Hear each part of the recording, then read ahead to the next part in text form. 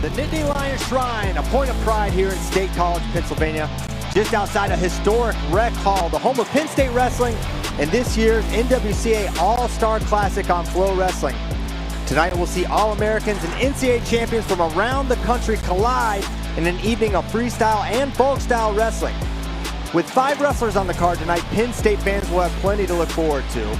All eyes of the wrestling world are on a pair of 3-time NCAA champions, Carter Starachi and Aaron Brooks of Penn State. The duo is vying to become the 6th and 7th 4-time NCAA champions in the sport's history. Good evening, I'm Christian Piles, and tonight I'm joined by 4-time world and Olympic champion, David Taylor. David, you won a lot of matches in this building. Describe to me the excitement and the experience of wrestling inside a rec hall. I think just being here, you start getting goosebumps. This is the most electric venue in college wrestling. The fans are back in rec hall, and they're looking forward to great wrestling tonight. Yeah, cannot wait for it. Let's take a look at the first half of matches that we're going to be having here this evening. David, of this first half, which matches are you excited about? Well, I think right off the bat, looking at Noto and Ramos. You know, Matt Ramos just came off a pretty tough upset at the Clarion Open. I'm really interested to see how he kicks off the first 30 seconds of this match tonight. What's his energy level look like? What's his attitude? And Noto's tough. He's from Lock Haven. I imagine the fans are going to get behind him. So that's going to be a really interesting match to get started. It's always exciting when Matt Ramos is on the match. High-flying wrestler. David, in the lead-up, we've been talking about Udugo Nwachukwu. How has she caught your eye? I mean, she had a great spring this summer, or the spring and summer, getting started, winning the U.S. Open as a college athlete, wrestling Kayla Miracle in a battle, a multiple-time world medalist. So I'm really excited to see her tonight, stepping out as a favorite now and kind of seeing how her expectations are as she steps on the mat here in Rec Hall. No doubt about it. Let's look at the second half. David, we got a lot of Penn State on this second half of action. Which match are you excited about? Well, I mean, they're not, you can't miss them, right? Getting off the bat right away, we got Kyle Parko and Shane Van Ness. That's a rematch of last year's third place match in the NCAA tournament. They both ended the year with a ton of momentum, have good starts to this season, and they're going to get battling right off the bat. At 174 pounds, we have a rematch of last year's NWCA All-Star Classic. Carter Starachi versus Makai Lewis. Kind of a low-scoring affair last time around. What are your expectations this time? Well, Carter and Makai, national finals match, last year's NWCA All-Star match. They've had tight matches. Both have great re-attacks, good offense. But the difference so far has been Carter's mat wrestling. So I'm interested to see how Makai has made the adjustments, but Carter's walking out into his home gym. He wants to wrestle hard. He talks about scoring a lot of points, and I'm excited to see him come out with that energy tonight. It's going to be a battle. Talking about home gym, it's the home debut for Bernie Truax Jr. He's the second-ranked wrestler taking on Parker Kekheisen. David, what are your expectations for Bernie? You know, Bernie making the transfer from Cal Poly to Penn State. This is the first time that he's stepping into the Rec Hall arena and wrestling Parker, who he split matches with before. Parker has wrestled a lot of pins, he's had matches with Aaron Brooks. Parker wrestles a pretty aggressive style. Bernie's a little more counter offense. It's a clash of styles. You know, obviously, I think this fans could play a factor in that match. No doubt about it. And someone you know really well, Aaron Brooks, a training partner, an opponent. He's taking on number 2 Tanner Sloan. What are your expectations for that match? Well, Aaron Brooks, up to 197 pounds, established himself as one of the best wrestlers in the world, just off a U23 World Championship, getting an opportunity to test himself against last year's national finalist, Tanner Sloan. I would expect Aaron to come out with his offense ready to go and look to put up points and keep scoring. Plenty of offense, plenty of wrestling, but wrestling wasn't the only thing on my agenda this week. David, you graciously invited us to your home. We checked out a newfound hobby. Tell the folks at home a little bit about Farmer Dave. It's been a good change for us. You know, we moved just outside of town, 15 minutes outside town. We have some property. We have animals. We have 3 cows, 2 goats, and a pig. The pig tried to take off Christian's hand. I told him not to mess with that pig. It's the fastest, most aggressive pig I've ever seen. And our cows are more just overgrown dogs. But it was great to have you guys out there. But now, we spent a lot of time. We spent a lot of time on the mat. It was a great time to spend some time with you off the mat. And now I'm getting ready to watch some great wrestling.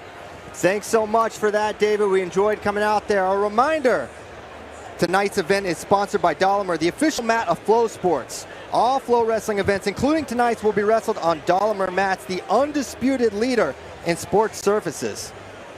And with that, we are ready to get this party started. We're going to get it going with 116 pounds after this.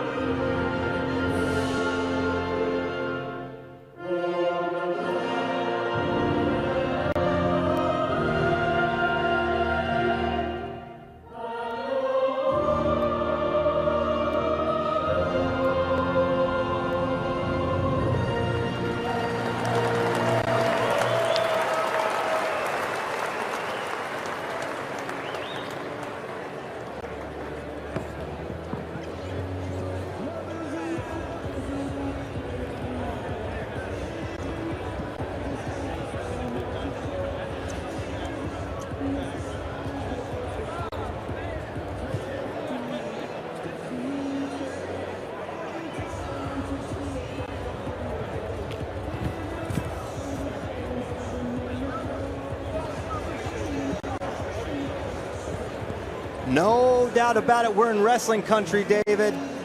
As you see the fans filing into historic Rec Hall. Now we're going to hand it off to our PA announcer, Rodney Martin. Good evening, fans, and welcome to historic Rec Hall on the campus of Pennsylvania State University for the 2023 NWCA All-Star Classic live on FloWrestling. Tonight we showcase 14 matchups featuring some of the best in collegiate wrestling. Let's get started at 116.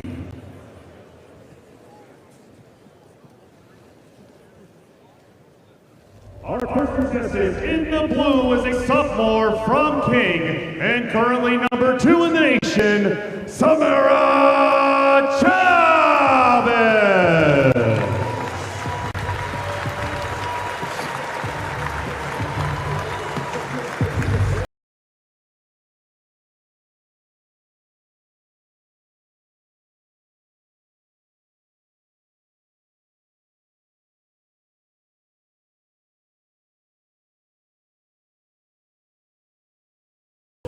Her opponent in the red is a junior from North Central and currently the top-ranked wrestler at 116, Sydney Pensinger.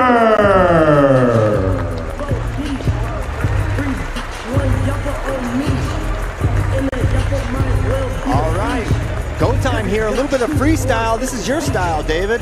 Yeah, I'm excited. Here with maybe see some laces, some trap arms. Yeah, we got Sammy Julian on the mat, one of our best referees. You know, obviously at the World Championships, at the Olympic Games. You know, we got a really good staff here on the mat here. So looking forward to this, getting the action started.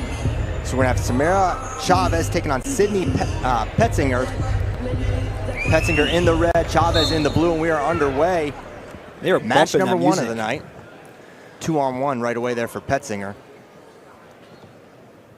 I think in freestyle it's so important that establishing the center, right? Obviously, you know, here you have the flow graphic here, but in most freestyle matches you have that center circle. But a lot of times, you know, we have to make that transition. So here we're watching some freestyle, and obviously we're going to get into folk style. But in freestyle, it's not necessarily the most offensive wrestler that earns the passivity clocks. It's the person that controls the center.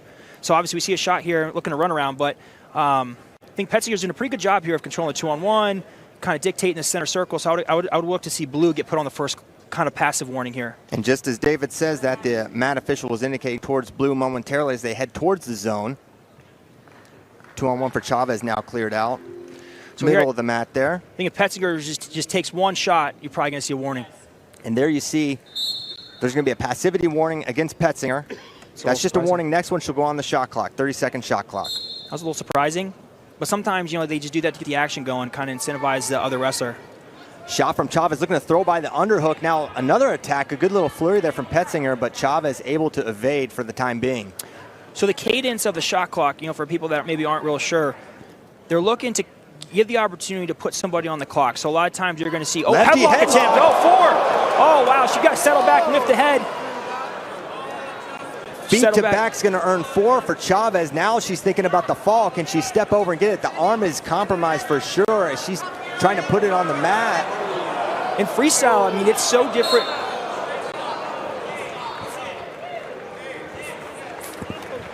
Freestyle is so different than folk style. Like, they do not stop being potentially dangerous. I mean, it's like you get someone in position and you can put them on their back and you finish the match. Like, you have a lot of leadway.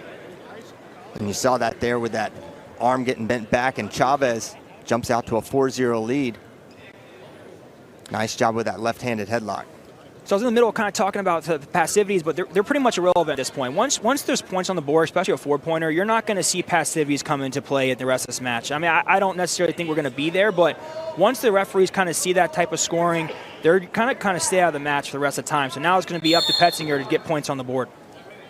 You saw Chavez go to that head pinch position, cleared out as they stalemate it back to the center. They go 1 minute to go in the first period. There's 2 periods in freestyle, 2 3-minute periods as Petzinger marching forward with that left-sided underhook. Bring it towards the zone. Another left hand. This time, Petzinger ready for it. Gets a takedown of her own, and now she's working on a gut wrench right side. Can she get it? Petzer's doing a good job with that left-handed headlock. She got a little too excited in getting headlock, or left side underhook, walked right into a headlock. But that was a good adjustment, went right back to it, started taking center, felt the headlock, got the takedown. It's been a good match so far, exciting. A lot of action to get it started. A reminder, there are no ties in freestyle wrestling. Someone is always winning, so if Petzinger were to get 2, there's a double leg straight on, and they're gonna say 4. Let's see what the judge says 2, and chair says 2, so that's gonna be just a 2-point, and now Chavez trying to take her through, David. Don't quite exposed yet. Nice job. So on that takedown, what they're looking for is exposure off that takedown. So if on the double leg, if you hit an elbow, post a hand, probably going to be 4. But she did a good job of turning down and not exposing her back. So obviously only giving up the 2 takedown. But that's a big momentum changer. You know, give up 2 4-pointers. You're down 8-2. Giving up 2 4s, that's a long way back. So only giving up the takedown keeps her still in this match.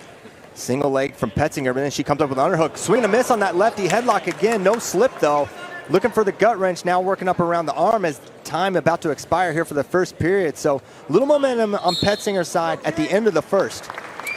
That was a good period. I mean, I would say with Petzinger, the big adjustments here, the coaching is like, hey, you're getting the underhook, you're doing a good job, but you're standing up in your underhook. You're giving her a good chance. Although she felt the headlocks, I would say in the underhook, lowering your level, a little bit more pressure. You know, now your snaps are in play. Maybe you're catching a headlock. And for Chavez, you know, what you're doing is working, but you're going to have to score again. I wouldn't feel comfortable with this 6-4 lead. There's going to be more points on the board. If you're Chavez's coach, are you saying, all right, let's abandon the left-sided headlock? I mean, if it's not broke, don't fix it, you know, but she's been successful with it, but it's time that she's going to have to start mixing it up or maybe looking for an alternative scoring tactic here. But we haven't seen much out of her outside the headlocks. Back underway here in the second period. Petzinger holding center. She looks for a leg attack, cleared out by Chavez. Now slide by potentially, but not there for Petzinger. So we've only seen, you know, 1 passivity warning on Petzinger. I think that now the passivity warnings could maybe come into play a little bit with the way this match has kind of gotten a little tighter. But I don't think they're going to impact the match enough. I think that obviously Petzinger is going to have to score and probably score 2 times. So a 4-pointer carries a little bit more weight. So in a 6-6 tie, Chavez is still going to be winning on criteria, having the 4-point exposure. Straight on double attempt again, but Petzinger able to catch and pull up some underhooks of her own. Now she's looking to headlock. Oh, here we go. He settle back. Now close to the fall. Fall confirmed. Boom. It's over. A pin nice for Samara job. Chavez. That was exciting. Oh man, Chavez got a nasty headlock. A nasty headlock. Your winner by you said if it ain't broke, don't fix it. That's a key moment of the match. Love to see that one again. And Samara Chavez starting the night with a pin. Yeah. You can't beat that. I love it. I love it. What a start. So I want to know, that I think we're going to pull in the replay of that headlock, but what was it about it that made it so successful for her? What is Samara doing that's enabling her to get feet back twice? Well, the first one, she was standing up in her underhook when she got headlocked for 4. I think this is the last one. She's jacking her up, and I think as she goes to change level, she's just getting extended. You know, body's too high, heads up. The girl's looking for a headlock, and she just let it rip. Yeah, great job there by Samara Chavez. And first match in the books is we're set to go to 130 pounds next on number 1 versus number 2 matchup when we return.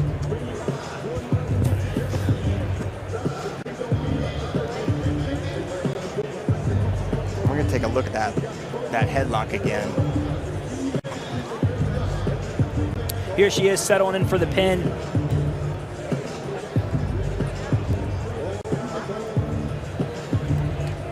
When we come back, we're going to have 130 pounds. Sarah Savage versus Alexis Janiak.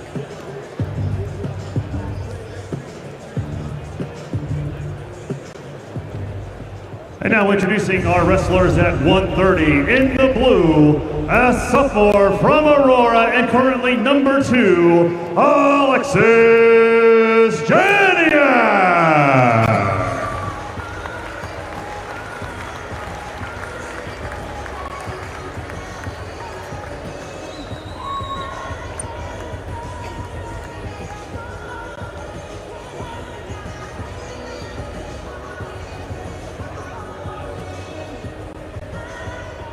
Her opponent in the red, a sophomore from Life and currently ranked number 1, Sarah Savage.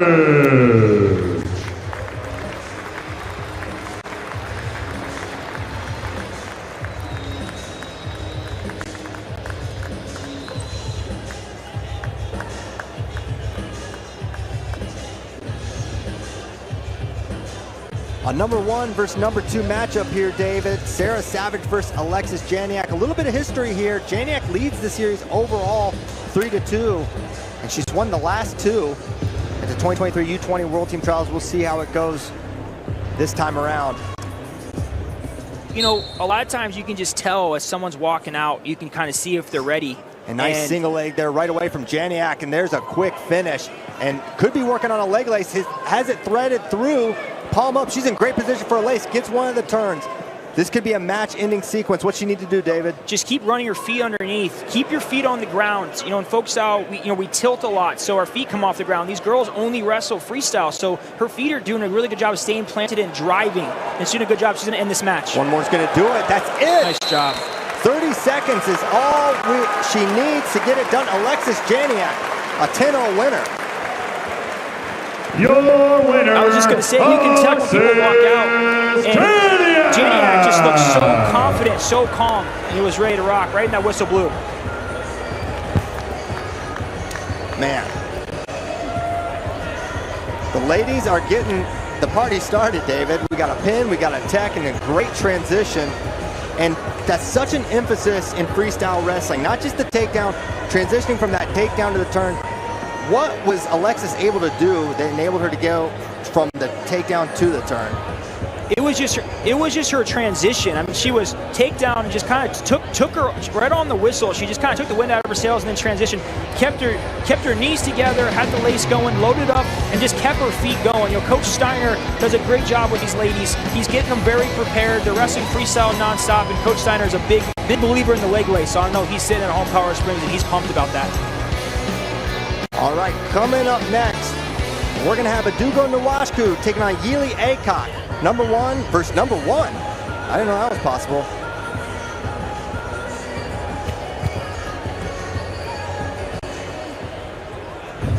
And now introducing our wrestlers at 136. In the blue, a junior from William Penn, Adugo Nwachukwu.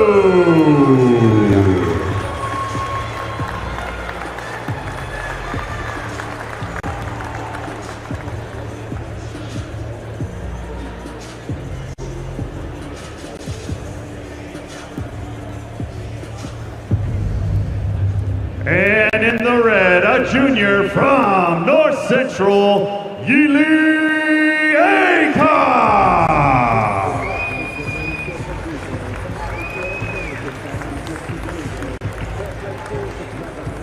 All right, there you see Yeely Aycock making her way to the match. She's going to be an underdog here against Adugo Nwachukwu. David, we were talking about her in the Open, a senior level U.S. Open champion on the mat here tonight. Yeah, it's impressive. She had a great run. You know, in the finals, she beat Jen Page, who went on to win a bronze medal at the World Championship. She stood toe-to-toe with Kayla Miracle, and now you're right back. You have a #1 versus #1 matchup, but I would think her confidence is sky high, and I imagine her to come out and be offensive right off the bat.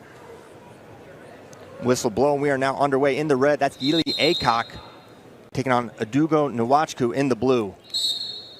You know, one emphasis in freestyle, they don't want you finger fighting. They want to encourage as much wrestling as possible. So, you know, Sammy stepped in right away and said, "Hey guys, we want to open this up. We want to keep our action going." Attacking the 2-on-1. You want to get head position on the 2-on-1. If not, you're kind of just holding position. However, you know, again, just by holding center. Oh, nice double leg. Double and puts her down. That's going to be a takedown for Nwachukwu. Good little level change right into the shot. Gets a quick finish.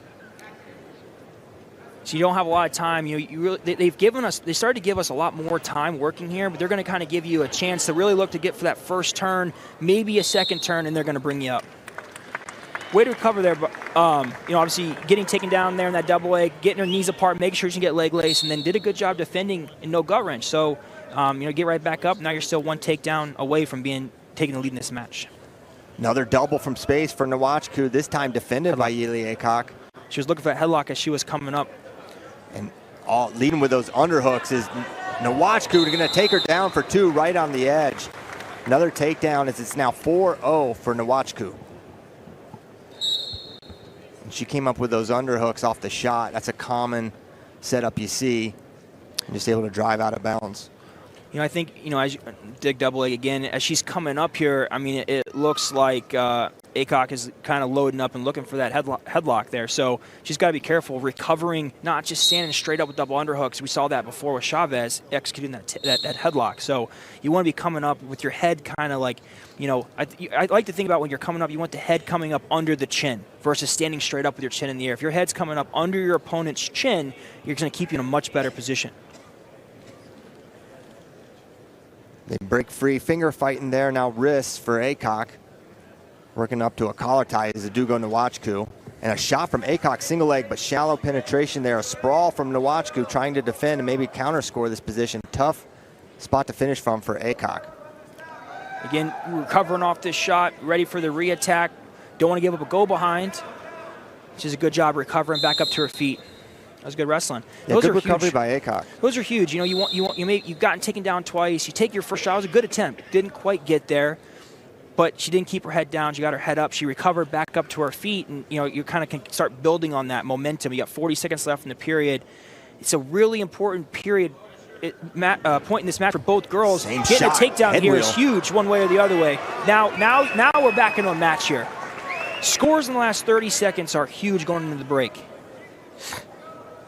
Had a mind for a gut wrench. Now goes figure forward as Aycock. And just a picture-perfect single leg there. Got her head to the outside. Quick finish there. Hit that same kind of inside reach shot before, got stuck. That time she did a good adjustment. As she hit that shot, her head popped out the other way. You talked about a head wheel or rolling your head, getting that takedown. Just 5 seconds to go here in the first. And one last shot as time expires here. 4-2 Nwachukwu. Last time they wrestled, it was 10-0 for Nwachukwu. So a little bit of progress being made for Yealy. She's very much in this match. Absolutely. I mean, I think that's a really, good, really strong start for Nwachukwu and a really strong finish to the period for Aycock. So I think right now, coaches for Aycock are saying, hey, your shots are working from space. Make sure you're keeping her on the offense. You're going to have to go get a takedown to win this match. Probably 2 takedowns. I don't think 1 takedown is going to do it. And coaches for Nwachukwu is like, hey, let's get back to our offense. Our double legs working. Let's extend this lead and not give her a chance to stay in the match. Underway in the second period. They're tied up, snapping off that tie. Is Nwachukwu, fires off that double you mentioned, David. Comes up around the body, and there's going to be a takedown, extending her lead. 6-4, working for a gun, left side, gets it. Looking for one more. Head touches, and they go back up. 8-2 Nwachukwu after that flurry. You can't have a better start to the period. Getting started early in the first period, kind of hitting that lull. Feels like Aycock was starting to get the momentum. You come back out, and you could just see her demeanor change. Her fakes were working. She was putting her on the defense, execute the takedown right into the turn. And then now, it goes from a 1-score match to now you're in this position where you're building into a tech fall. But you want to keep scoring. Aycock has proven that she can score, and she's been close a couple of times. So Nwachukwu, thinking, okay, I'm building my lead, but I'm building my reputation. I'm going to have to wrestle this girl in the future. I want to keep scoring here. You saw Aycock trying to work those underhooks, but now it's Adugo kind of engaging upper body. Looks like an over-under position. Aycock clears out of it. 2 minutes to go here in the second period. It's a 6-point lead for Adugo Nwachukwu. I think your mentality switches a little bit for Nwachukwu. You're thinking probably a little more counter offense. And that's going to be, what are we going to have here? Probably 4 offered. Let's see, 4 confirmed. And just like that, it's 8-6. And we're going to have a brick here. I think probably a good brick. What was your read on that? Was that feet to back? I don't know. Sammy had a really good viewpoint. He did. On that. It's very close. From our angle, it's a little harder to see. So they're going to go and they're going to look at it. They're going to review. It's a good challenge, I think. But now that 4-pointer puts her right back in the match. Yep. Big time. Because it's all 2s for Nwachukwu. So if she were able to get to 8, she would take the lead. And we're going to take a look at it. She kind of throws it to the underhook and able to put her on her side. But let's see, does she land in danger? We got the replay here. On the edge. Man. I'd say 4. Yeah, I think so. Nwachukwu kind of launched herself, thinking maybe cartwheel. And I was kind of in the process saying, you're up 8-2. You're thinking counter offense. I don't think you want to be jumping your feet in the air and giving her a chance to forward. You know, a push shot on the edge there doesn't beat you, and it doesn't even really close the distance on the match. But even a takedown doesn't. But a 4-pointer now is that's a big deal. You know, 4-pointers are going to carry the weight in a tied match. And now, similar to the first period, Nwashu came in hot. Aycock made adjustments. Again, second period, the same thing. Made adjustments, and this is going to be an 8-7 match with 1 minute and 46 seconds left. For Nwashu, just staying on her feet, not dropping to her knees, defending that position might be what kept her in that feet-to-back position. We'll see as they're taking a look at it. 4 confirmed. So that's one more on top of it for the failed challenge. That's going to make it 8-7. So 1 point for Aycock will put her in the lead, David. Yep, tied match here goes to Aycock. So you're essentially back to ground zero. You know, both girls going right back. That double underhooks gets her. That was a good adjustment. And they go over under off the double leg from Nwashu. 1:30 to go. Plenty of time for Aycock, but also plenty of time for Nwashu to build her lead.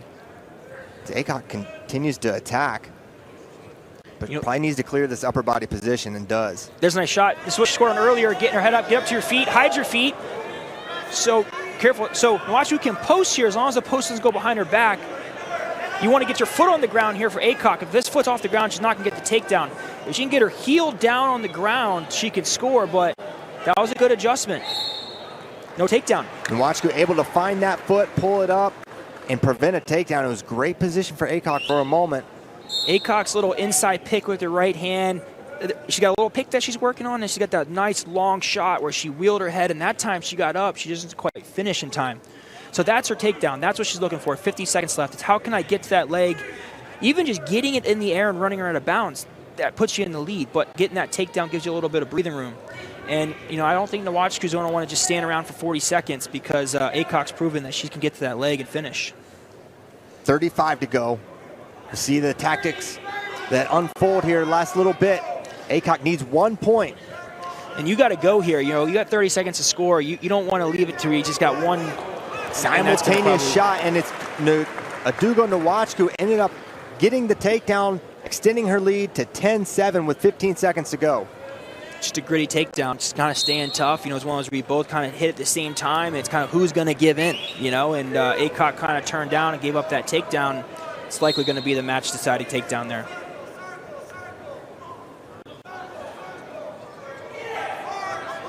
And now they're on the edge. That's going to be, I think, one more for Nwashu, and it is one confirmed on the step out. That all but does it with 2 seconds to go.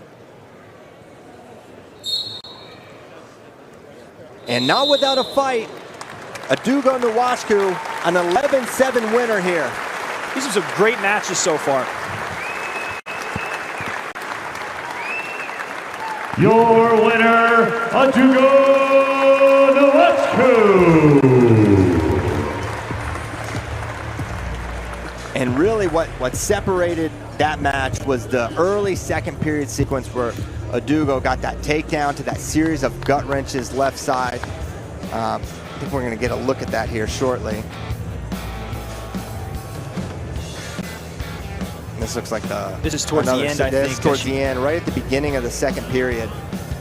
She gets that early takedown and a series of gut wrenches.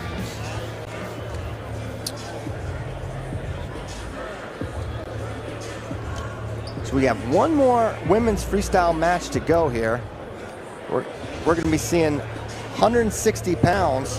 But before that, a reminder, the NWCA All-Star Classic is presented by Defense Soap, the official soap and body wipe of FloWrestling, protecting you for over 15 years. Defend what you have built. Coming up next, 160 pounds, Marilyn Dede taking on Latifah McBride after this.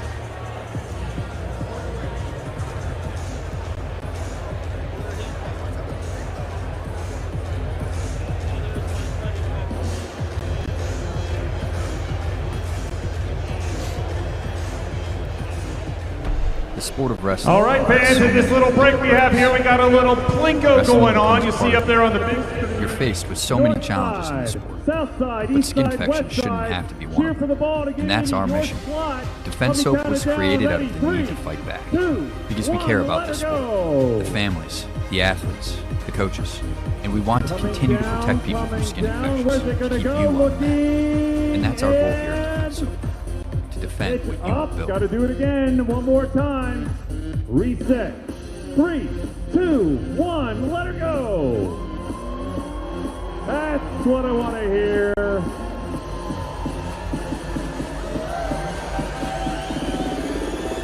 We're going to get a winner this time.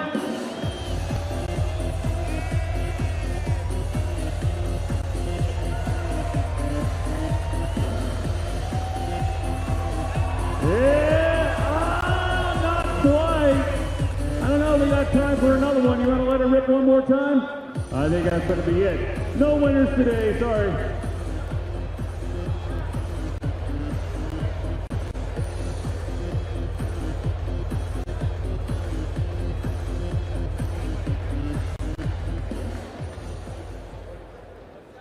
And now introducing our wrestlers at 160. A senior from Iowa and currently code #1 in the country, Maryland Didi.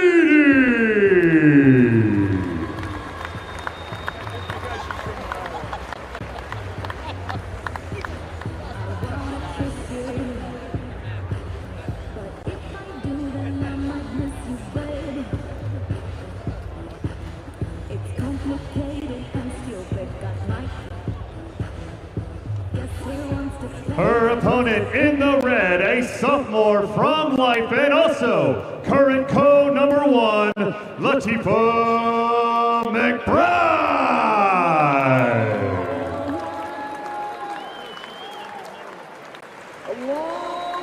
And so excited to have Maryland Didi taking on Latifah McBride. Of course, we had our first booze of the a light booze when they said Iowa Hawkeyes. Because I don't think they're fan favorites here at Rec Hall, David. No, they're not. But I think it's really cool. I mean, I just was as she was walking out in the Iowa Single, I was like, man, this is awesome. Yes. You know, Iowa having women's wrestling, and you know, Clarissa, what she's doing there, and obviously what she done for women's wrestling in our country, and now obviously coaching Iowa. I saw a clip of the girls just recently, and they were just torturing their opponents. So I'm excited to kind of see them here front and center. Underway, 160 pounds in the black. That's Latifah McBride. And in the black of Iowa blue ankle bands, Maryland Didi, as we see an underhook on that left side for McBride. Right away, good head position there as well. See, that's a big adjustment from what we saw earlier in the matches, where we saw the girls underhooking, but their head was up.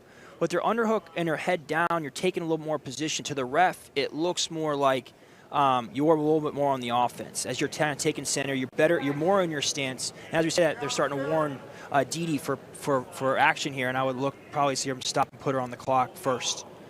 Doing a good job controlling center. Elbow control there for McBride. Trying to get some head position, but definitely moving her around the mat. And as you mentioned, it's about your position on the mat for passivity if your points aren't going up. And certainly McBride was holding center there. And that's a big difference. You know, as we get into our folk style matches later, you know, it's more about volume of tacks. Like, you know, we talk about kind of like a kneel-in shot.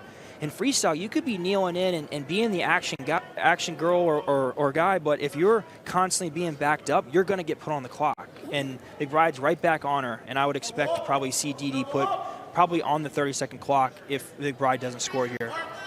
Doing a good job of staying low, little steps. If she were to snap or maybe hit her knee one time, you'd probably put Didi on the clock right away. Yeah, now double unders. There's that headlock. She catches it. Now tries to go feet to back, but maybe not going to be able to get it. McBride looking to recover here in decent position. Has that leg trying to lift it up and get a score here. She can elevate and start shifting back. Yeah, driving back to her left hip, I think will make a big difference. You're getting her hip to the ground. You're going to get the exposure probably here. I think right here will probably takedown. I would say 2 here. Yep, there it is, hand to hand. Now Didi's in a crotch lift, overhead, two more for Didi. That's a good scramble. Get your feet back in the ground. So maybe a little confusion on the scoreboard. I thought McBride would have got that opening 2. It says 4-0. They might have went 2 when she kind of put her in danger off that first score. And I think we're probably going to see a brick here. But maybe not. I mean, I could see when the coach has brick in his hand. So they went nothing on the first exchange. I guess they're saying maybe that Didi didn't expose on that sequence, or that she took Latifah through. So they're going to conference and talk about it. make sure the score is kind of agreed upon by the 2 out of 3, and then the life coach will have a decision to make if they want to challenge. So 2-2. 2 red, 2 blue should be criteria blue then. That matters. So they may need to square out criteria, but either way, 2-2 on the scoreboard. I would expect McBride to get right back to underhooks. Had a lot of success there. These girls have been ripping headlocks so far. You know, I think I've been known to rip a headlock from underhook. It didn't work out very good for me. I had to make an adjustment. Hey, you won that match. I did, but I gave up points I didn't need to give up. And I think, you know, you got to start making that adjustment because ripping headlocks from double unders is going to be pretty tough for you. I think she got hurt there. Something happened. Yeah, she dropped there. Some sort of head injury, and Didi was able to run behind really easily. We'll see what the call is. Gave one for the push out there, and then I think they stopped it. I think it looks like she got poked in the eye.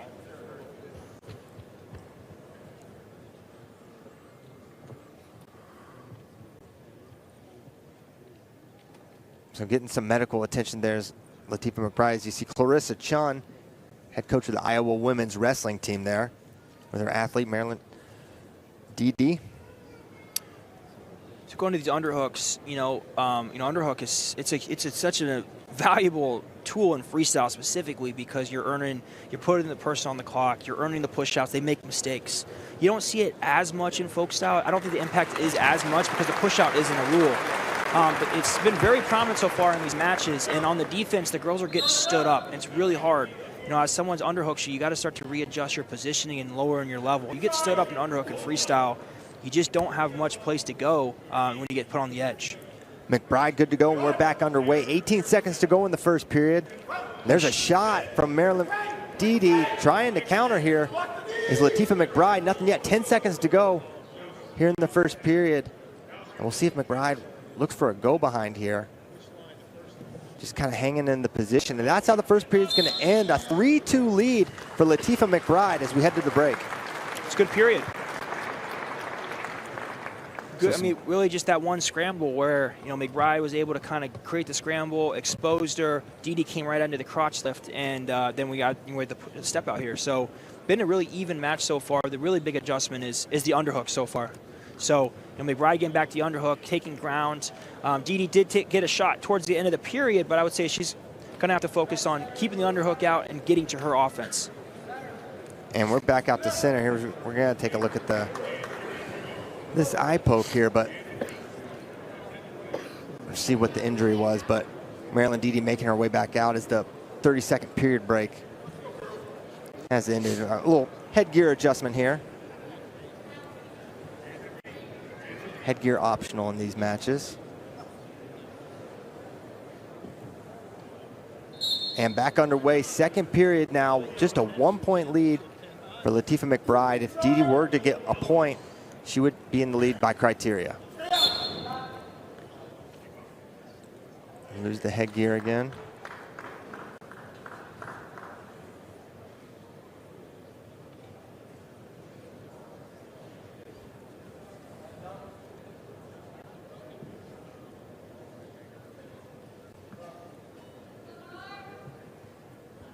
All right, and we're back to action. No headgear. Elbow control for Didi as she circles out of it. Both girls kind of now engaging a little bit more in the hand fight, a little even hand fight. Didi's got the collar tie. They're kind of both re-collar tying each other. No real clear advantage. I would say, you know, McBride's doing a good job of lowering her stance, and she's doing a good job of pressuring. So, I mean, this is a match where the shot clock can definitely become a factor here in the second period. Refs have done a pretty good job of not really getting super involved, but, I mean, it could come a factor if points aren't being scored. Just an inch away from the step out, but doing a good job holding pat. And there's a headlock now. That's 4. Not a headlock. I think 4. 4 blew the call. You're right, David. It's a big exchange. We haven't really seen Latifah engage in any like offensive leg attacks, but here, you know, 6'3", you're gonna have to start picking it up more snaps, or you're gonna start having to, you know, cover ground and start getting the leg attack and creating some offense. And Didi right here, you're just gonna have to be smart. You're thinking counter offense, building your lead, but you're keeping yourself out of positions. Like, you want to stay out of the whizzer kick, the on the edge, giving up fours. We've kind of seen that a couple times. That's what's going to kind of make this match closer again. As long as you're just holding position, circling back in, steal a re-attack here and build your lead. Smart wrestling. DD in on the leg here. Not great position. Doesn't want to give up a counter here to McBride. 1:30 to go as they stalemate it. Back up on their feet they go. 6-3 lead for DD. And also a huge criteria advantage by having a 4-pointer. DD does start to look like she's starting to get a little fatigue coming out of her stance a little bit. McBride seems to be in pretty good shape, but she's going to have to probably commit. You know, she's starting to get her level changes going, but level change alone is not going to do it. You know, at some point you're going to have to pull the trigger, cover ground, go get your hands locked. Incidental eye poke there. Minute 14 to go. 6-3 lead for DD of Iowa. These are my favorite parts of matches. Minute 15 seconds left. It's a score one way or the other way. It kind of comes down to, at this point, it's a little bit of grit, determination. These are what you practice all the time. This is what wrestling is about. Down by 3, down by 4, down by a takedown, minute left, digging deep, create the opportunities and scoring, or build your lead. You know, and I love this part of the matches. McBride far from out of this match. She's continuing to take ground, but the leg attacks and overall offense haven't quite been there for her yet. Good head position there for McBride. The finger fight on that right side. We'll see if the official breaks it up. No, they clear out of it before. 38 seconds to go. It's tough. You know, McBride, she's in a thumb block position. She's in a collar-tie thumb block, which is more of your defensive position. You know, you're down by 2 scores with 30 seconds left. That's a tough position to be in if you got to go create offense. And DD's just, hey, if you're not going to engage, I'm going to stand here in the overtie. I'm just going to down block. I'm going to get you in a front headlock. I'm going to run around, re-attack. That's great. That's great wrestling by DD. That's just exactly what you want to see. You're up there. You're not taking any risks. You're smart. You get in the front headlock. You execute. You build your lead at the end of the matches. You know, Coach Claris is going to be really excited about her athlete finishing strong there. And as time expires, it's going to be an 8-3 win for Iowa's Maryland DD. Congrats to Maryland. Congrats to Iowa Wrestling.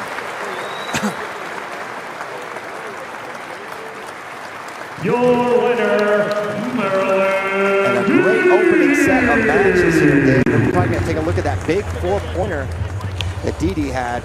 It really blew this match wide open. She did it from a whizzer kick. She was getting underhooked. She was getting stood up. She's getting out of bounds. She was able to keep her toe in and whizzer kick. She got her foot between her legs and elevated to take her all the way to her back for 4. It's a really good job. Yeah. We're going to take one more look at that. And I thought in the initial, it looked like a headlock motion, but it was just a step in with that whizzer kick, as you mentioned. And when they land in danger on their back, that's what makes it a feet-to-back 4-point sequence. And when we come back, we're going to do some folk-style wrestling, 125 pounds. Number 1, Anthony Noto, taking on number 4, Matt Ramos, when we return.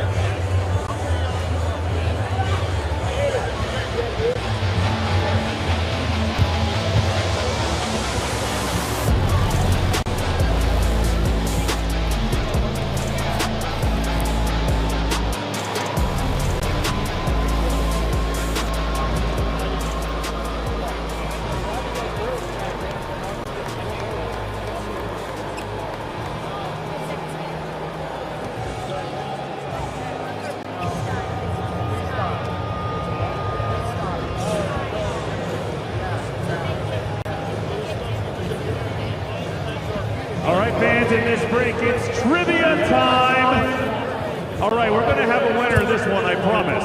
Okay, we got 28 great athletes here today. So today's question is, how many of these athletes that are competing today competed in both this event, or will be competing tonight, and last year's event in Austin, Texas? How many? Is the answer A, 1, B, 7, C, all of them, or D, 2? If you think you know the answer, shout it out. I'm hearing a lot of B. Is B our answer? It is B. And if you're wondering, it's Greg Kirkley, Aaron Brooks, Parker Kakaisan, Udugo Nawachku, Dean Hamidi, Carter Sirachi, and Makai Lewis.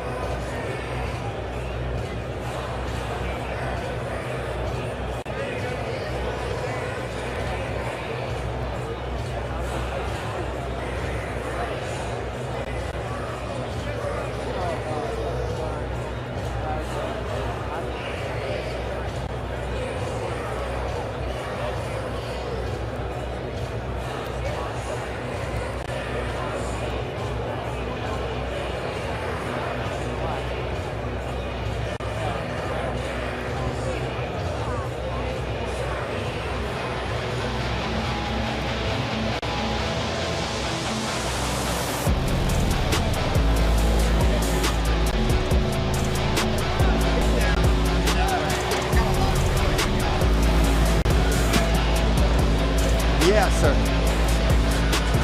There you're seeing a packed house here at Rec Hall.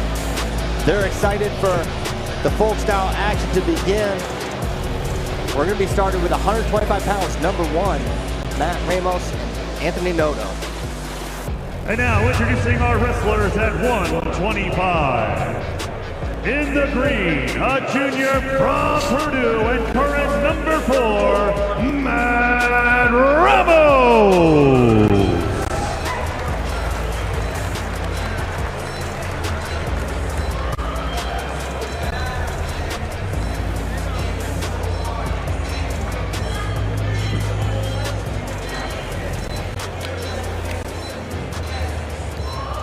And his opponent in the red, a junior from Lock Haven, currently number 1 in the country, Anthony Noto.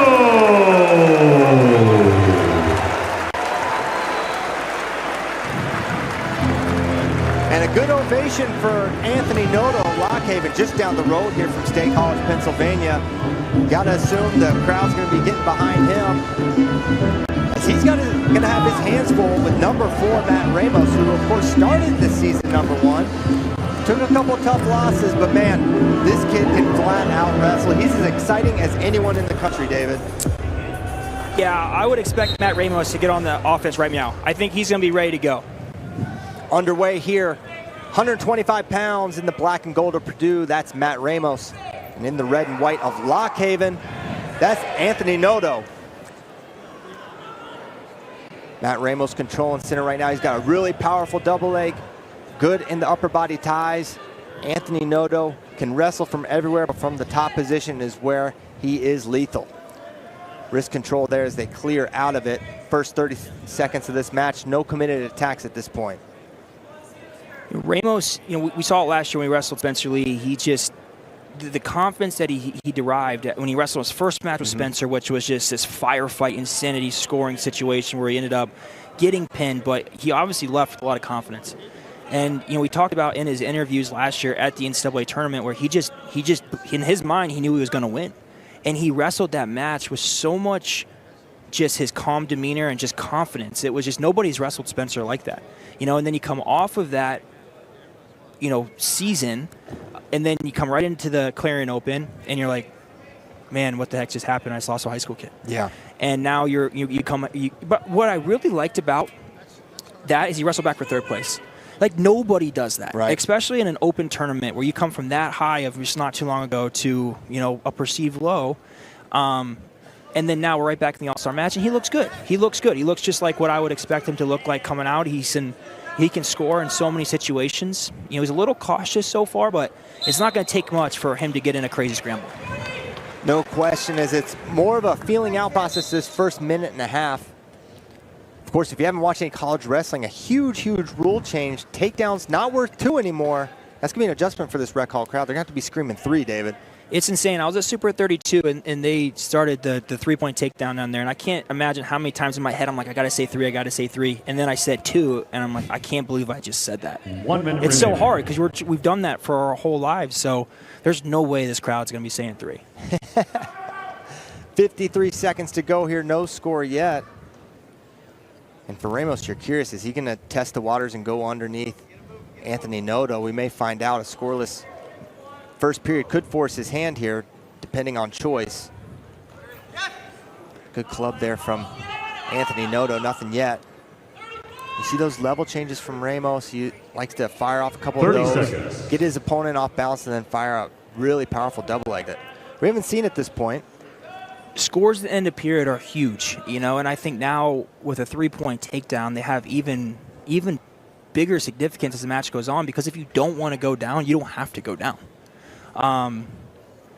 But I still think you want to have confidence going down, especially now in this situation. If you're going to test, can I go down and get away from this guy? This is the place to test that. And we will go scoreless into the second period. After the first period, we are scoreless. Flip goes up.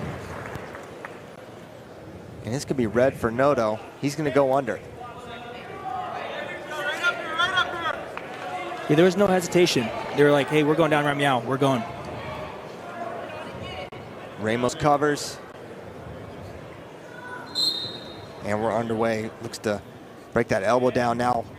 Scoops that ankle. Now following back behind around the waist, and Noto is away. It's a big escape point. 1 point red.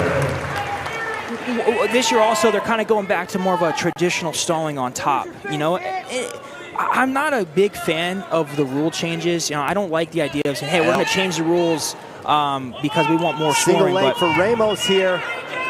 Needs to pop his head out. He's close to that too. A nice leg attack from Ramos. He's doubled off. That's going to be the takedown. Now keep the Turk. So now as you climb up, you want to get in front of his knee. So Noto's doing a good job of keeping his knee and keeping him away. If you can get in front of that knee, now you're securing not only a takedown, but you're in a big back point situation. And now looking head lever breakdown is Matt Ramos, trying to flatten Noto. And Noto once again escapes 3-2. Now the score. 31 seconds of riding time for Ramos. And we'll see if he fires that single leg again, or if maybe Noto, now losing, feels like, hey, I got to get on my offense a little bit.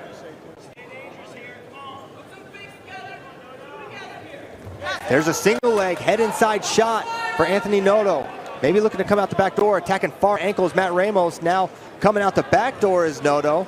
Staying on that far ankle is Ramos. What's he need to do to finish, David? Noto's got to get height here. So get height and now start using his body as a little bit of a shield. Now you want to get his left arm through the legs and around the body, because now you don't necessarily need the takedown. You got to put him in danger. So here, doing a good job around the body. Now get your foot on the ground. Ramos doing a good job. So now Ramos could look to leg pass here, but gets his foot on the ground. Now think about doing a penetration step, like a knee over toe penetration step. Now Ramos in the position. What a scramble here. What a flurry to end the second period. Noto was close. And that's the end of the second period. The score 3-3. And we'll head to the Red third 2. 3-2 with about a 45-second scramble there, initiated from the Noto single leg. Yeah, I mean, we see those scrambles all the time where we're leaving our trail leg behind. If you can just rotate your knee to the ceiling, keep your foot planted, and then drive your knee over toe like you're doing like a knee over toe penetration, like the very first day of wrestling practice. That way you drive weight on your opponent's head and you can start to get their lock, fight their lock, get your takedown. Both guys had an opportunity to get there. You know, both of them did a good job continuing scrambling. But if either one of them finished a little cleaner, they're going to execute that takedown probably. We mentioned the top work of Anthony Noto. Ramos obviously respecting it, choosing to go neutral. And as you mentioned, with the 3-point takedown, he doesn't have to go under. He's got the lead right now. So now it's up to Noto to find his way to a point or two. We haven't really seen a ton of offense from Noto so far. Ramos obviously had that. Both guys have really had one good leg attack. But here, minute 20 seconds left. See, this is an important thing. I think when you're losing, you got to go, and you got to go now. The longer you wait, the harder it gets. You're running out of opportunities. You want to give yourself a couple. You got 2 minutes. You want 3 or 4 or 5 leg attack opportunities. If you're just letting yourself have one shot and you don't finish, that's it. Now you're waiting until next year, and it's just, it's a tough thing. But you got a minute left. Let's see what kind of offense you can create. Level change from Noto, trying to create an opening. Nice shot. Same swing single, couldn't get connection this time. 48 seconds to go. Noto needs a takedown. No stall warnings yet. Can't imagine stall calls are going to play a factor here. He's going to need to find his way to a takedown if he wants to win this match. Another level change from Noto. Good head hands here from Matt Ramos so far. 30 seconds to go now. 30 seconds remaining. Picking up the pace a little bit is Noto, but Ramos centers up, holding position really well. He's got to go meow. He's got to get going. 20 seconds left. You got to start putting 2, 3 together. This is what you're kind of giving yourself only one chance. One chance. You got to be putting 1, 2, 3 together. Short offense here. Now looking to roll through, and it's Ramos that catches him on his back, looking for the fall the last 9 seconds here. It was a desperation attempt there from Noto, and Ramos was ready for it. All but has him packed, and I think that's going to do it. Oh no, 4 near fall. I thought he'd put his hand down, but time expired. No pin. What a great match for Ramos. Just like, man, couldn't. The winner by a final count of 10-2. You come in here, you just get the job done. That was awesome. Good job, From Matt Purdue, Ramos. Matt Ramos. Did some really good things in that match. So it looks like we could have another new number 1 at 125 pounds. I don't know who it's going to be. It might not be Anthony Noto anymore after that loss. Great match. Good performance from Matt Ramos. And got to be doing a lot for his confidence getting a win like that. As we're seeing, this is the opening takedown here for Matt Ramos. One of 2 takedowns he was able to get in this match. And when we come back, we're going to have 133 pounds. Sam Latona of Virginia Tech taking on Connor McGonigal from Lehigh.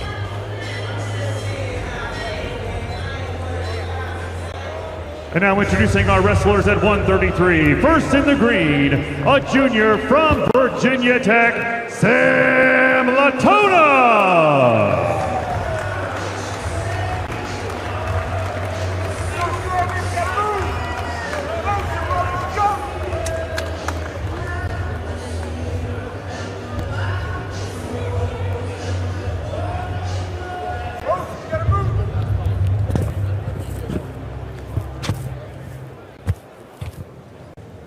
And in the red, a junior from Lehigh, Connor McGonigal.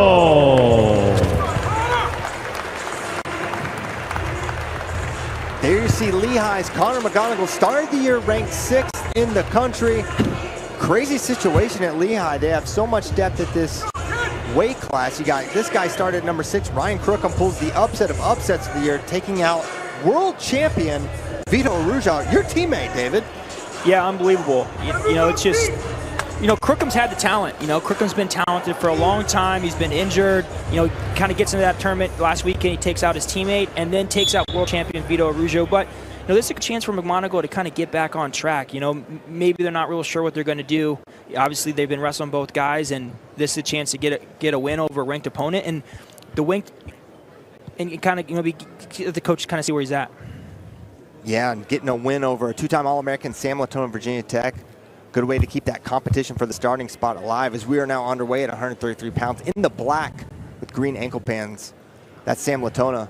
And in the white, red ankle bands, Connor McGonigal. Both guys had busy starts to their season. We've seen Latona in quite a few matches already this year. Had a big win against Rutgers. Dylan Shawver. A great duel at Jersey Mike's Arena.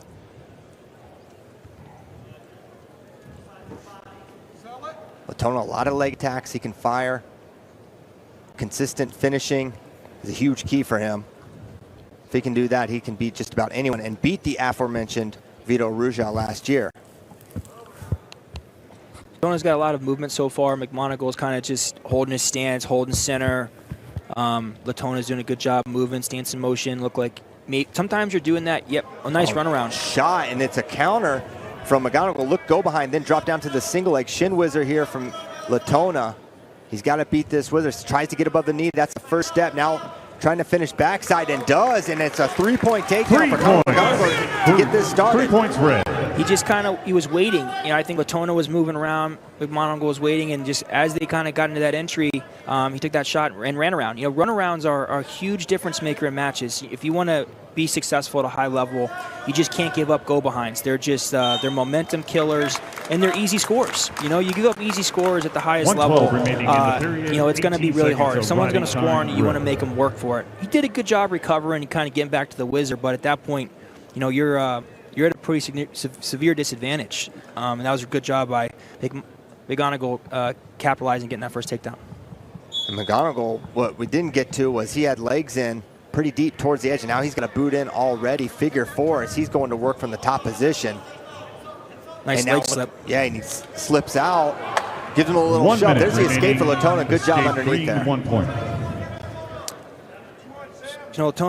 He's just got a lot of this movement. He's changing leads. He's just really moving a lot. Sometimes you're doing that because you want to set up your offense. Sometimes you're like, man, I just made weight. My legs aren't feeling quite where I'm feeling, and just you never really know. But that first leg attack that he took just looked like it wasn't quite the same pop that you typically see on that leg attack. So, keep in mind, and it's in his movement here. Is he moving because he's setting up his offense, or is he moving because he's trying to get warmed up and kind of starting to get himself feeling a little bit better? Final 25 seconds of the first period. 3-1 lead for Connor McGonigal of Lehigh. Ear to ear there, not a lot of offense happening from that position as they clear out of it with 12 to go. 10 seconds. Good club from McGonigal as time's going to run out in the first period. That's the end of the first McGonigal striking first. Re-attack takedown. Latona in green. Puts him on the board. Flip goes green to Latona, who's going to go under. McGonigal is good on top. Just going under here. You've already given up 30 seconds of riding time. McGonigal, he's going to have to really have urgency. He looks like he's got a pretty good leg slip, but McGonigal gets these legs and gets him flat. This could be a long period. So that's going to be really the fight here. Now you had a great leg slip. What's the key to it? Well, you want to keep one, obviously you don't want two legs coming in. When a guy throws a leg in, obviously, guys don't always throw a dominant side in. You want to keep them on one side, and then it's just, obviously, is it a flexibility, is it technique, but typically you want to try and capture something, a wrist, put him on his hip, and then a lot of times you find yourself reversing somebody into a Turk position, and he's doing a pretty good job. So he's doing a good job of keeping one out, and he's got a good feeling there. Another escape for Latona makes it 3-2. And they're going to say 55 seconds of riding time for McGonigal amassed. So good timing on that escape for Sam Latona. Now he's got to try to see if he can get some offense of his own going. And how much is it in the back of your mind? You fired off a takedown and your opponent ends up scoring. What are you thinking in your approach for your next shot? Well, there's two mindsets. It's like, all right, I'm going to fire and I'm going to keep firing and figure it out, or I'm going to really be selective and I'm looking for like the perfect leg attack. And I think that comes back to your practice habits. That's not something like if you're the guy in practice that feels that situation and you hold back, then you're going to hold back in competition. Mm-hmm. If you kind of are willing to continue to throw yourself in there in practice, and that's kind of what you're going to do in competition. So I would say so far, he's got good action going. But at those half shots against McGonigal, he's going to have a hard time executing getting that takedown. He's going to have to put maybe two setups together and really cover ground. So he's kind of taking these half shots, maybe trying to earn a stall call. 30 seconds. And that could obviously play a factor, but I think at some point he's going to have to really cover ground again, and it's kind of that risk reward. And so he's getting, but those shots are just kind of like a kneel and a kneel. I think maybe he's maybe trying to mix it up a little bit, and then at some point he's going to go cover ground. Definitely a little more assertive tone here from Sam Latona. A lot of good motion, level changes, but no connection on a leg attack as they go over, under, towards the edge. At the end of the second period. Second period comes to an end. McGonigal 3, Latona 2. McGonigal with 55 It's going to be Connor McGonigal's McGonigal's choice. He's going to go underneath. Going to try to build his lead. Yeah, I think at this point, 55 seconds, he's going to cut him right away. But I think you want to ride him for a little bit just to get that riding, because that riding time is obviously close to a minute. You're gonna need a takedown one way or the other. So he's like, give me 2 minutes. I feel like I'm wearing on the guy. I'm getting closer. Coach, I want 2 minutes to go get this takedown. A lot more motion from Latona. He's looking better as the match goes on. There we go. So now he's starting to snap. And McGonigal, obviously he's kind of flat-footed. He looks like he's pretty strong, heavy hands. Latona's having a hard time getting through that on those half shots. So at that point, now your snap becomes very effective. You start snapping him, getting him under you, getting him reacting. He comes out of his stance, go get your leg attack. Takes a bad shot, you're running around and re-attack. I don't think, there we go, nice shot. Single leg, looking to control that ankle, wants to step over and scoop, pop his head to the outside. Controlling that foot, now looking to maybe pass is McGonigal, nothing yet.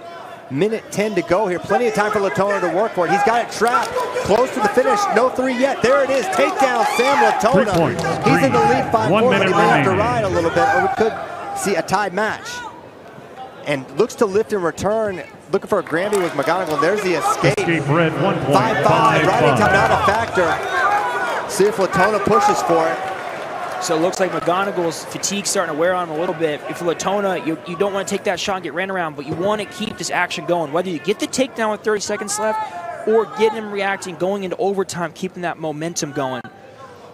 I think he had some success when he started snapping him. So I think I'd look to Latona get back to his snaps and trying to run to a leg. Final 22 seconds of regulation. If we go 5-5, we'll have 2 minutes sudden victory overtime. Have to figure the momentum's going to be on Latona's side if that happens. 10 seconds. Latona looks good. He looks fresh. His movement looks good. He's definitely picking up momentum as his match is going. Body language looks good. Going into overtime, Latona's body language looks really strong. Looks confident. That's the end of regulation.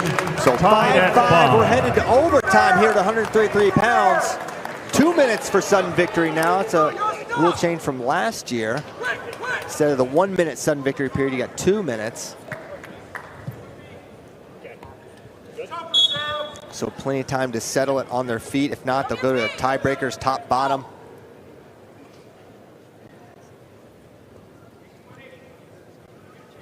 We'll see if McGonigal initiates any sort of leg attack. Latona's doing a good job with his hands. They're not hanging, right? So every time he hangs, McGonigal's looking to tie him up. He's looking to thumb block. Latona's doing a pretty good job of mixing his fakes. His hands are coming up. His hands are coming down. He's keeping him reacting the entire time. He's looking to probably time those things. His hands are coming up, looking to get to that leg attack again. Pawn at the head of McGonigal, gave a little fake to try to keep Latona at bay. A minute 20 to go. McGonigal looks like he's thinking, I want to get this to top and bottom, right? He's looking like, I got a minute left. Maybe look for a run around. It doesn't look like he's super committed to trying to go get a takedown, thinking like, hey, I feel like I have the advantage if we get to the mat. So if Latona thinking, I got a minute, but he's been pretty confident. He got the leg slip. So we'll see kind of what kind of urgency they have here with the minute to go in this period. Have to figure we see at least one attack here from Latona before tiebreakers. If you can settle on your feet, it seems like that's where you probably have the advantage in this match. 43 to go now. Sorry, pick it up. Nice shot. Got his hands coming up. Shot. Got to hide your feet here. McGonigal's looking to leg pass. Got to keep that foot under your butt. If he keeps that foot under his butt, it takes away the potential dangerous in the roll. You want to start using your body as a shield a little bit. Oh, that's tough. Snap. And Latona goes down. Knee. We'll see. Shaking his head. And the crowd goes quiet. Dang, all right.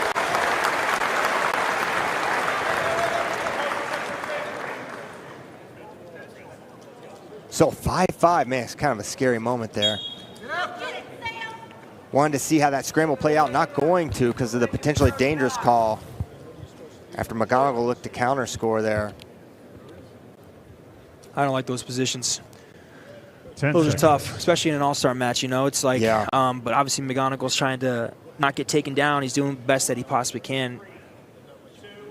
Tough position. And so that'll do it for sudden victory. Still 5-5. Latona still limping. Let's go up and up, kid.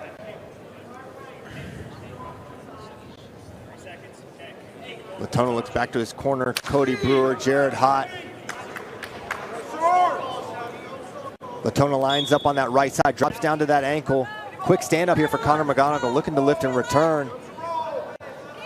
And trying to return is Latona, drops down to the leg. Now we have a little bit of a scramble here, but the 5-second count begins, and now diving through is McGonigal. And they call it potentially dangerous. It's going to be a stall warning against Latona for dropping down for the 5 count. That stall's worth it, though. I think you're picking up to 18 seconds of riding time. You're pretty active on your feet. Probably not going to get hit for stalling if you go back on your feet. You know, and I think you picked it up. You don't want to give up another stall here, but getting this ride out, you know, it's one of those things, you know, you work on those things in practice. 30 seconds, double overtime. You don't have a stall call. You do have a stall call, and you're utilizing those skills and strategies.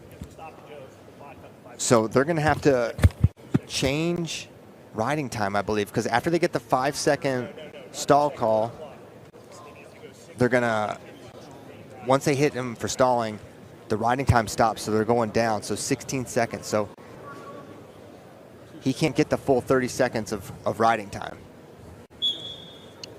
And now looking for a roll is McGonigal, plants him, and now looking reversal here, close to it, could be backs as well. No, just a reversal, and now close to swipes, time expires.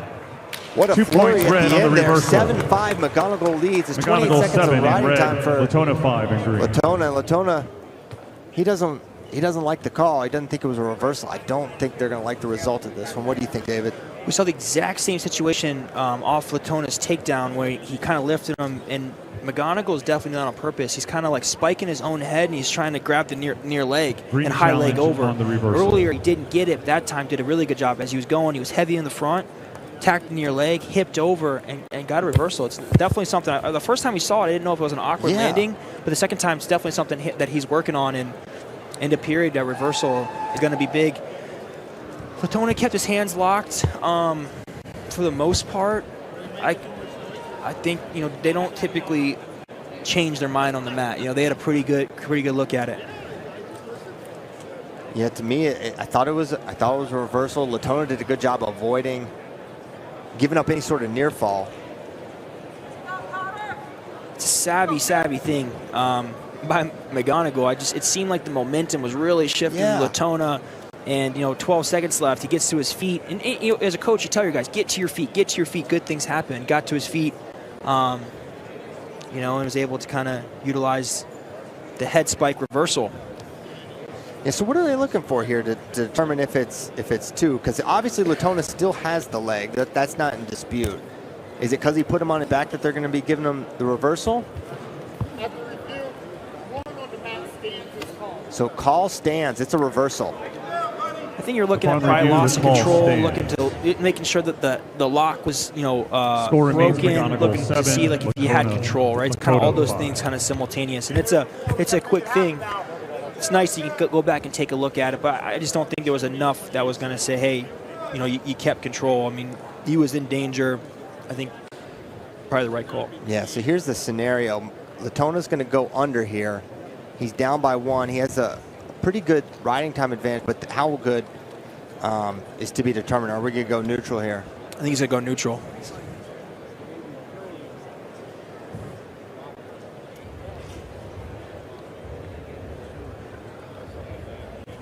So they're going to go neutral.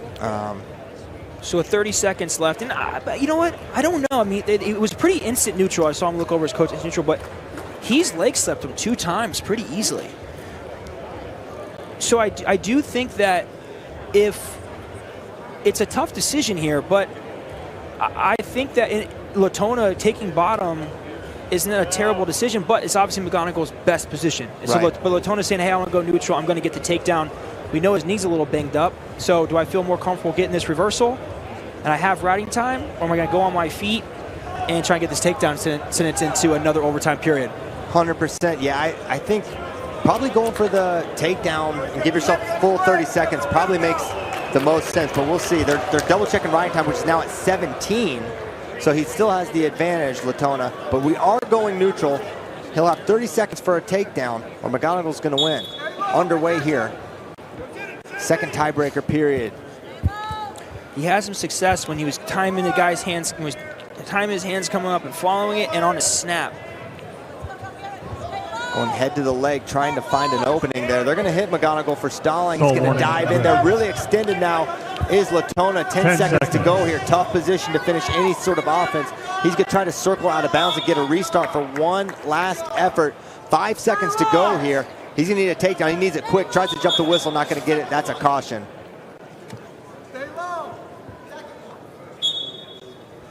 Underway, 3 seconds. And McGonigal to hold on. 7-5 win for Connor McGonigal of Lehigh. Great back and forth match. And the reversal at the end is your winner by decision, Connor McGonigal. It was definitely that reversal made the big difference. And you know, they're going to go back and they're going to think about, man, do I go neutral? Do I go bottom? And those are the situations that you practice. You come up with those scenarios in practice, and you kind of know in your head, if I'm down by a takedown, I'm going neutral, and I'm going to give myself a chance. And he gave himself a chance, but just wasn't quite able to get it. The NWCA All-Star Classic is brought to you by Dolomer, the official mat of Flow Sports. All Flow Wrestling events, including tonight's, will be wrestled on Dolomer mats, the undisputed leader in sports surfaces. When we come back, we're going to have Lachlan McNeil of North Carolina taking on Josh Coderhan of Navy.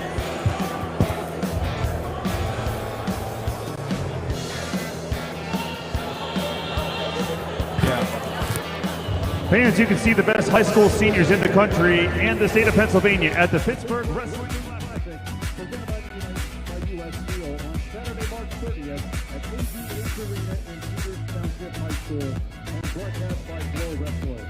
Established in 1975, the Pittsburgh Wrestling Classic has become the country's most prestigious high school all-star tournament in the United States, because it attracts the very best high school seniors in the country in a Pennsylvania versus USA format.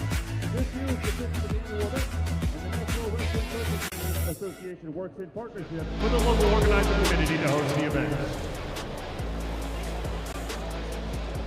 And now introducing our wrestlers at 141. A sophomore from North Carolina, and currently ranked 3rd in the country, Lachlan McNeil.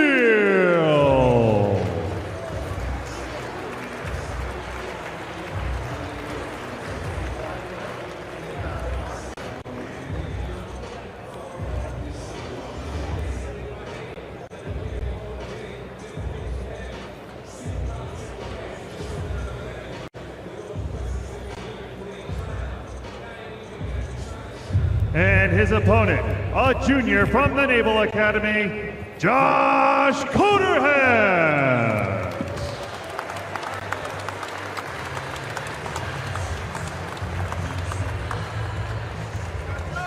All right, set to go here, 141 pounds. Lachlan McNeil, North Carolina, going to be taking on Josh Coderhan. Coderhan, a late replacement, stepped up to the challenge against a very tough Lachlan McNeil here. Excited for this one. Coderhan, if you haven't watched him, very exciting style. He can wrestle from everywhere. Scrambler good on top. Lachlan, solid as they come. 4th place last year as we are underway. 141 in the red ankle bands. North Carolina, Lachlan McNeil. He's taking on Josh Coderhan in the blue and gold of the Naval Academy. Lachlan's from Canada, wrestled at Wyoming Seminary. When he goes and wrestles, you know, he's wrestled at Age Group World Championships. He'll go and wrestle for Canada. You know, Tony Ramos will travel with them. You see that a lot. You see a lot of these kids that, you know, have the ability to wrestle for other countries, and you see, you know, the coaches traveling with them, which is pretty cool. Underhook to that attack now. Hard whizzer down there for Coderhan defending. It looked like he was about to give up the score, but working hard on that defense. Dropping down to the ankle now is Lachlan McNeil. He's in a good position for this finish as he's shelves that foot. Now looking to finish backside here. Beats that whizzer. Now up to his feet with a standing single, trying to trip, and does. There's the takedown. 3 points, red. For Lachlan McNeil. Jumps out to a quick lead as he slides that boot in right away. It's a great start. It's a great start to a match. Now you're looking to flatten him out. Looks like he's trying to either flatten him out, look for his arm bar. If you kind of got his elbow in front of his elbow, so as you flatten him out, you use your elbow to start to scoop his elbow back, and then you start looking for your wing. A little unconventional leg right here, throwing his leg out, cuts him. So escape for Coderhant. 3-1 now the score. Aggressive opening attack there from Lachlan McNeil. There's a 2-on-1 for Coderhant, cleared out.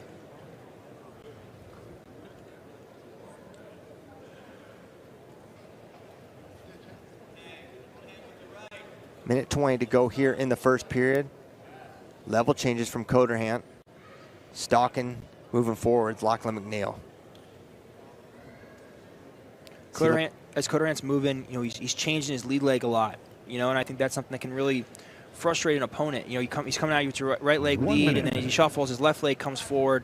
So that's something that, you know, for Lachlan, if you can time that, that works out really good, but it can also throw off your timing if your guy's constantly changing lead legs. So it's something I want to keep an eye on as we're moving forward into this match. Overcaller for Coderhant clears out of it. 40 seconds to go in the first. Collar and inside control there. When you're a guy that changes your leads up a lot, you know, you typically are changing it up and you're looking for a certain look, or you have leg attacks that you like on both sides. So maybe if your right leg's forward, you have a high crotch you really like. If your left leg's forward, you have a swing single that you really like. So as you're moving, it's getting your motion going, but you're kind of looking, you probably have a leg attack or a position that you like from both sides, and you're trying to see which position that you can have the most success in. Single leg here for Lachlan McNeil, trying to step and scoop that ankle. Locked around the crotch momentarily is Coderhant. Improving his position is Coderhant, but runs out of time. And that's the end of the first period. The score, McNeil 3 in red. Maybe a little more time. Do you think he gets that takedown? Looked like he was getting there. You know, those are big swings and matches. You know, going from a 6-1 match to a 3-1 match. That was, you kind of see the urgency by Coderhant to try and make sure he didn't give up that takedown. Lachlan getting set there. You see that opening takedown. As Lachlan McNeil going to start the second underneath. So often you can see if a guy's going to get away or ride someone within the first 10 seconds. You know, as you can see, if a guy makes a real hard attempt, Coderhant's making a pretty hard attempt here to ride in that first 10 seconds. And it looks like he's going to commit to this. But a lot of times in that first 10 seconds, you can really see a guy's demeanor. How important is it to ride somebody? And gave it a couple tries. And on the flip side, for Lachlan, you know, yeah, guys kind of, he's given that first effort, gives that second effort. If you can kind of work through those 2 or 3 efforts, get your escape, and now we're back on our feet. Lachlan's looking to drape over this cradle position. You want to use your knee to start dragging his head. Yep, doing a good job. Now if you can kind of think crotch lift, take him over his straight leg, and now you can start putting yourself into a cradle position. So the attack from Coderhant defended well from Lachlan McNeil. It seemed like as soon as Coderhant got in, Lachlan got on his offense, trying to counter score, look for that inside cradle. I think that's something that a lot of wrestlers, you kind of lose focus of. I mean, you shoot on a leg attack and the guy goes straight defense, that's something to think about. But when you get on a leg attack and that guy starts attacking you back, you definitely think twice about your finish. You're like, man, I don't know, does this guy have something here? Even if you don't, just the threat of that, you could see that. Lachlan started draping over top for that cradle position. Coderhant went from finishing to kind of thinking, I'm going to stalemate this. I feel a little bit in danger. So something to take it home for kids that are watching. Your defense can be a very, very strong offense for you as well. 47 seconds to go here in the second period. Lachlan McNeil currently has a 3-point lead as he fires off an attack. Sweep single attempt there by Josh Coderhant. Nothing. Seconds. You know, I think Josh has done a really good job so far. He's had a good scoring opportunity, didn't finish, but if he can get a score here at the end of this period, it's going to really put him in a good position in the third period. On the flip side, if Lachlan could get a takedown here, you really start putting the match out of reach. He's doing a good job running down this underhook. It's a good job squaring up. He was in good position with that underhook. Now 10 seconds to go. 10 seconds. He's been close to a couple scores, but just the one takedown so far in this match. And we're going to go to the third period. 4-1 lead for Lachlan McNeil. And at As the a end high of single 2 leg from periods, the Coderhant. score, McNeil in red with 4. Brings about the end of the second period. And green with 1. Coderhant going to go underneath. Last time McNeil around we saw with 9 Lachlan seconds in McNeil riding throwing the time. leg on that right side. We'll see what ride he prefers to go for here as we got a little blood time here. It's a little non-traditional ride. He was throwing his leg in. It was almost an outside figure 4 he started with. Then he shifted his leg in and wasn't really thinking cross-body ride. He was kind of going elbow all the way deep. Maybe he's got something creative in there, or just maybe skipping a couple of steps, you know. Almost remind me of Dayton Fix's trap arm gut setup. Yeah, where Dayton will put his fist in the mat and hop to it. Yeah. Where he jumped all the way elbow deep and got a little too overextended and then ended up giving up the escape. So maybe he tries to get back in there, settles back into the position, and can jump to that wing. But Coach Colwell, I was just looking over, in there, he looked pretty confident. We're taking down, we're getting on our feet, and he was really emphasizing the hand fight. Maybe they think that they have a conditioning advantage. And this is a really nice standing switch. Now we're back on our feet. 4-2 the score. Lachlan McNeil in the lead, but a takedown would put Josh Coderhan up 5-4. Plenty of wrestling still to do. Plenty of time for Coderhan. He's doing a good job. Listen to Coach. Coach Colwell, I looked over. He said, "Hey, get your hand fight up, get on his head," and he's doing a good job of starting to do that. And when he's doing that, Lachlan's stance is getting high. His legs are going straight. So he's starting to get the reaction that he wants. Now it's about, hey, can you time that to get a good leg attack? Level change fake and a shot there from Coderhan, defended by Lachlan McNeil. Minute 25 to go now. They're tied up. Little snap there from McNeil, and they clear out of it. Minute 15 to go now. Here when you're chasing, you want to chase, and you get the takedown, you got a minute left. But when you're just thinking, snap the head, you get out, you get high in your stance, the guy sneaks one on you, or he gets your leg, and now 30 seconds off the clock. So you want to keep that pace going, but you got to remember your stance is still really important when you're on the hunt like that. And Lachlan, when your guy's kind of coming after you, you can find really good openings to extend your lead. Trying to use that underhook again was Lachlan McNeil, but Coderhan able to clear out of it, fires off a shot, but nothing doing. 40 seconds to go as Lachlan goes back to that underhook on the right side now. 2-on-1 cleared. And there's a low-level shot. Now attacking the other leg and looking maybe to scramble a little bit is Lachlan McNeil, and he may be in a decent position here. Who's in a position of advantage, David? I would say Lachlan right now, but if you got to get your shoulder in, get your shoulder in the thigh, and this is kind of your chance. So now you want to get up. Now you want to get elevation. You want to get up, and you want to start hiding your feet, trying to get your hand back to a cross-face position. Now we're in 10 seconds. 10 seconds to go. This could be the match. Coderhan's got to finish this if he wants to win. Lachlan McNeil looks like he's improving his position. And that's how this one's going to end. Fun flurry to bring it home, but UNC's Lachlan McNeil, the winner, 4-2. Did a really good job kind of attacking what I like to call a switch cradle position and then turning that defense into his offense. He did that twice in that match on deep shots by Coderhan, turning that offense into that defense into his offense. Still made the first one. That one, he put himself in a good situation to ice out the match in a takedown position. So congrats to Lachlan McNeil and the UNC staff. Take a look at some of these attacks. It's that first takedown that Lachlan was able to get. Long extended scramble before he got that single leg and trip. Josh Coderhan was certainly game, but a good game plan from Lachlan McNeil executed. As Coach Cole Tar Heel is going to go home a winner. And when we come back, we're going to have 149 pounds. First Penn State wrestler of the night, Shane Van Ness versus number 3, Kyle Parco.